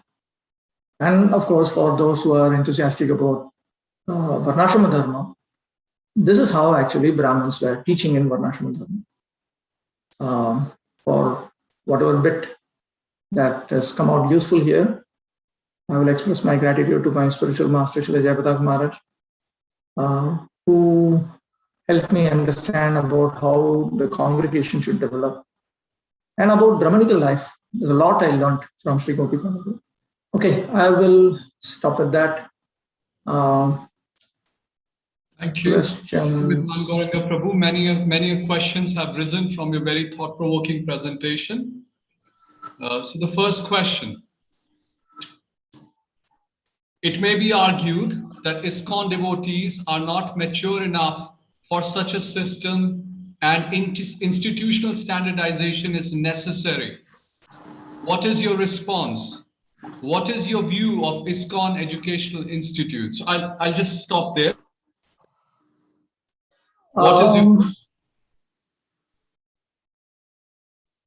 No, it is not that ISKCON devotees are not mature. I'm not talking about a broad base. I'm not saying everybody should attempt something like this, but it is our duty to train devotees to come forward.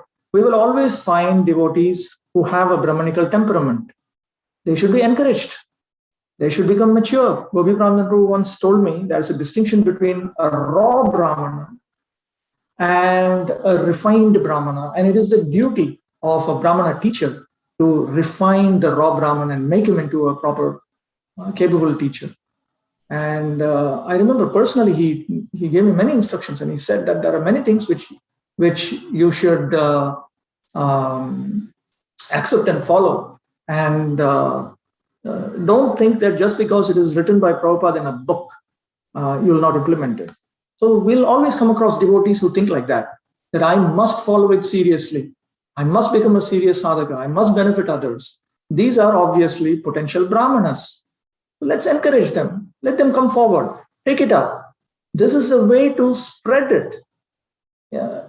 Institutional education has its place. Definitely it has its place. I will not deny that.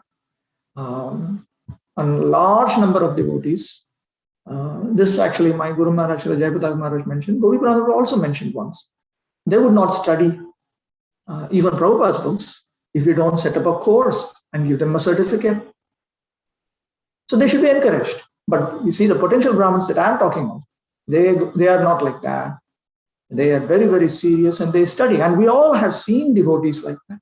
So this Chatushpati system would be a very good system to train those people and make them come up. Let them come up. Like a child needs to learn how to walk on his own. Needs to be helped. Not that all the time you keep helping. Let them come up. Let them come up. It is... Thank you, Prabhu. Prabhu, there are 6 more questions. So if I know we will want to know the details, but you can then decide how much details you want to give. The next question is, what is your view of ISKCON educational institutes that charge significant fees for, in some ways, compulsory ISKCON educational programs? Like I mentioned, that there are those who will only study when they get some social privileges inside the movement.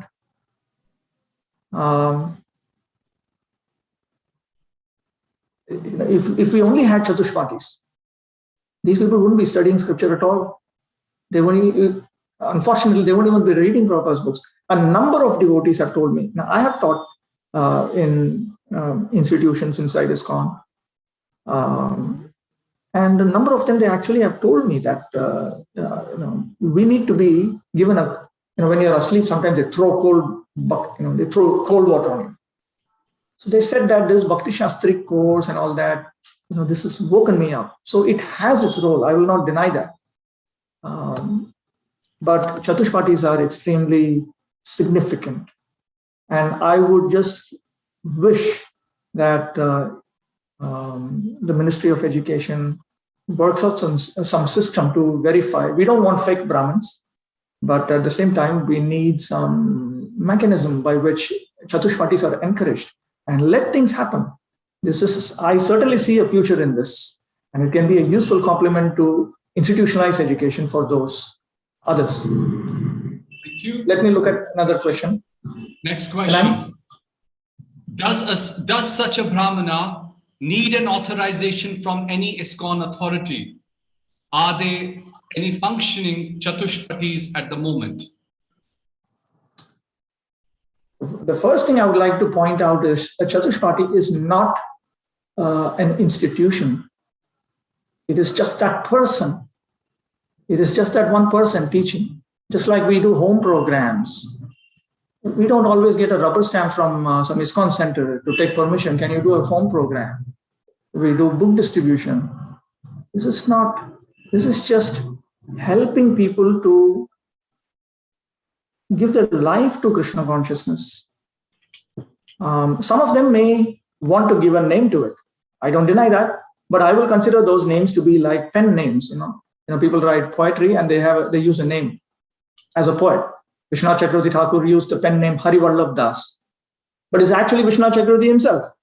So you may give XYZ Chatushpati as your title. It means nothing as long as it is just you.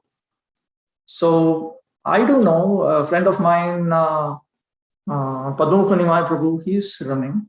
And And there are a number of devotees who study and teach Shastra on their own, which is nice. That is a Chatushpati already. A Chatushpati is not an institution which requires some kind of accreditation and so on. It's just something that you do. You need to develop a different paradigm of thinking. It's not a paradigm. Very different paradigm indeed. Next question. How is Chatushpati related to a Gurukula? Also, did Chatushpati focus only on Shastric study, or should it cover vocational training as well? Chatushpati, see, in a Gurukula, the students reside at the home of the Guru. It may happen. Lord Chaitanya Mahaprabhu went, studied, and came back home every day. So we can see there are different types of education models. There's also the Gurukula model where you actually reside, but there is another type. You just go and you learn and you come back. Okay. Next question. What do we do if a person who's very unqualified is doing this? Make a big noise and say that, again, this is not some, how can you prevent someone from talking to someone else? How can you prevent someone who trusts you, who knows you, and, he just knows you, he trusts you. Like Sri Gopi Prandan Prabhu, for instance. Okay. I learned once he was in Bangalore, and I requested him. There's a certain portion of Tattva Sandarbha that he was translating, and I wanted him. I didn't know, and then he taught me. Now, this is not some kind of structured. It was systematic, but it is not officially. There's no org chart about it. He knew me. He stayed in my house, and I hosted him. I gave him prasadam, and I considered it an extremely great blessing that his lotus feet touched my home. That's it. Now, are we going to start making rules about that? How can you make rules about trust? And if somebody is unqualified, first of all, then the student should be. Maybe you can try talking. I don't know. It is personal. It is personal. Thank you, Vidwan Gauranga Prabhu. There are still 5 more questions that devotees want to address, but we have come to a natural conclusion of the time. I want to request you, Vidwan Gauranga Prabhu, could you please oblige the participants by sharing your email address? And because they're very keen to know more, the participants can, of course, write to us, the ministry, and we can relay your questions to Vidwan Gauranga Prabhu and get it back to you. In case if Prabhu doesn't want to, publicly share. That's all right. Anyway, people just call me and just ask me questions all of a sudden. It happens. I'm getting used to it. Please share it with Vidwan Gauranga Prabhu. Very grateful for your time. I wish we had another session, a time for another session. I mean, there's so much question coming up. There's very relevant and important questions, including some things in terms of what framework, etc. So on that note, I thank Vidwan Gauranga Prabhu for giving us a perspective on Brahminical education, what's important, because it sets us up for our next session tomorrow morning. We are now naturally moving into the next part of this convention or symposium, where we are, tomorrow's session, and practically the whole day, is going to be dedicated on Shastric education. Okay, so I request all the participants here, please come back with full enthusiasm, bring your friends, because tomorrow we are going to begin the session and we'll have the first speaker, His Grace Atul Krishna Prabhu, and we're going to spend a good 2 hours and probably this next session, also the following session, on sharing some very, very important aspects of Shastric education. And I'll now use the word within the institution, but the reason I requested Vidwan Gauranga Prabhu is that the ministries would really like more and more devotees within the institutional framework and even outside who are Brahminically qualified to actually start giving their time and energy in studying and teaching scriptures. Srila Prabhupada's books in particular. So thank you, Vidwan Gauranga Prabhu. Hare Krishna. My pranams to you. And we have the poll open for feedback. Our organizing Balimardan Prabhu has opened that poll. I also would like to know from devotees who are present, how many of you would like to, we have now experimented and created a facility for what is known as breakout sessions. And you are, if even 5 devotees want to participate in that breakout session will essentially allow you and facility to network with each other, talk to each other. The ministry is not forcing anybody to participate, but devotee giving this facility where devotees can, after the symposium, can talk to each other. So if you like to participate in that, you can please raise your hands, and then we'll go ahead and make those breakout sessions active. I want to mention one thing. We would not be able to assure you that the participants will join the breakout session or your particular breakout room, but I'm going to make the facility available. I'm sending you a link. You can take the poll now, the survey, and then I'm sending you a link. If you click on the link, you will enter into another meeting where you can have each other's Sangha and talk to each other, know more from each other, probably network.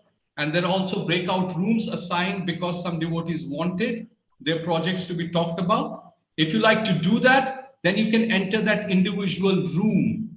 Okay. On that note, I want to offer my obeisances again to all the devotees who joined us. Please invite others, your friends, your community members to join us tomorrow. Vancha kalpatarubhyascha kripa sindhubhyevacha patitanam pavnebhyo vaishnavibhyo namo namaha. All glories to His Divine Grace Srila Prabhupada and to his transcendental books. Balimardan Prabhu, is there any other last announcement, or may I? No, did you post the link in the chat? So I mentioned if there are no announcements, then I'm going to post the link. Yes, Prabhuji. No, nothing from me. Krishna, I'm posting the link. Please remember, the moment you click it. So thank you, and look forward to seeing you tomorrow 5:25 in the morning. Hare Krishna. I also want to thank our translator today, Swarup Damodar Prabhu, who helped us in Russian translation. All glories to Srila Prabhupada.